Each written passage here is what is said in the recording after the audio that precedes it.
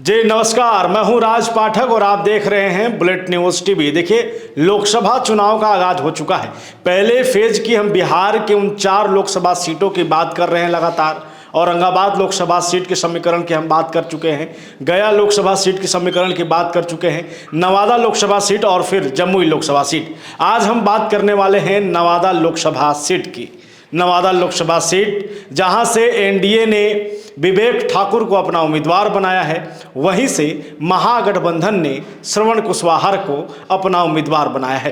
अब समझते हैं कि नवादा लोकसभा सीट कई मायने में बीजेपी के लिए अहम क्यों है और वहां पर लालू प्रसाद यादव अपने कुशवाहा कैंडिडेट से क्या सिंधमारी करना चाहते हैं। सबसे पहले उसके समीकरण को अगर समझेंगे तो 2004 लोकसभा सीट पर अगर जाएंगे तो उस पर राजद का कब्जा था, लेकिन जब आगे बढ़ते हैं 2009 लोकसभा सीट की बात करेंगे तो जदयू से वहां पर कब्जा रहा है।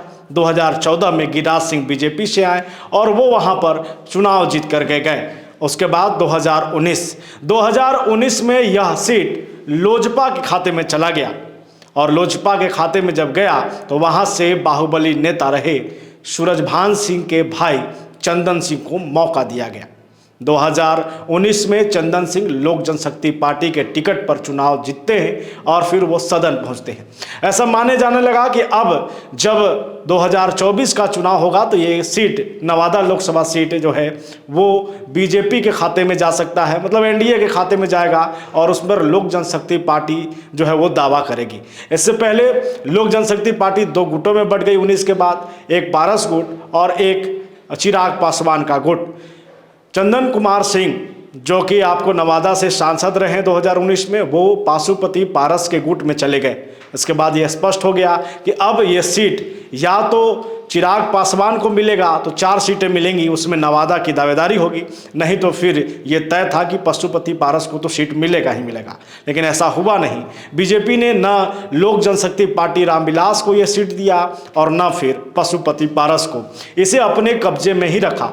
जैसे 2014 में उन्होंने गिरिराज सिंह को वहां से चुनावी मैदान में उतारा था। हालांकि 2019 में वो बेगूसराय से लड़े और फिर से वो बेगूसराय से चुनावी मैदान में हैं। लेकिन अब नवादा लोकसभा सीट पर बात करने वाले हैं विवेक ठाकुर की। भूमिहार जाति से आते हैं, पूर्व केंद्रीय मंत्री शिव ठाकुर के बेटे हैं और ये माना जा रहा है कि वहां से उनकी दावेदारी मजबूत है।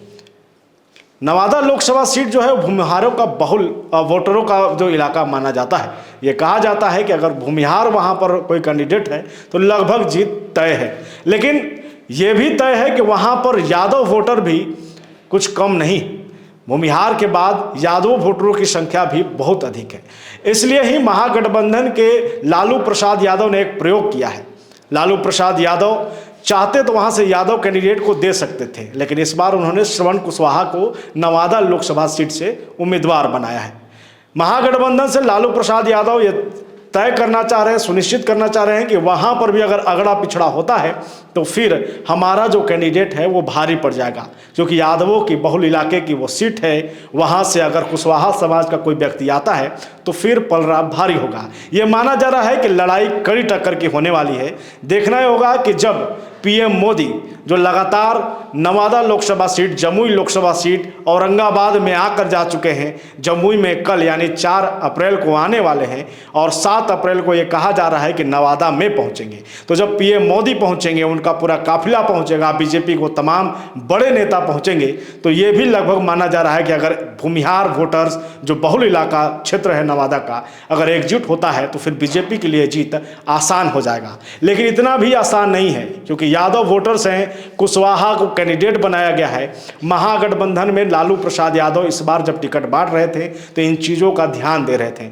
आप समझ रहे हैं कि कुशवाहा वोटर्स के जो नेता के रूप में माने जाते हैं वो उपेंद्र कुशवाहा हैं, सीएम नीतीश कुमार हैं, सम्राट चौधरी हैं।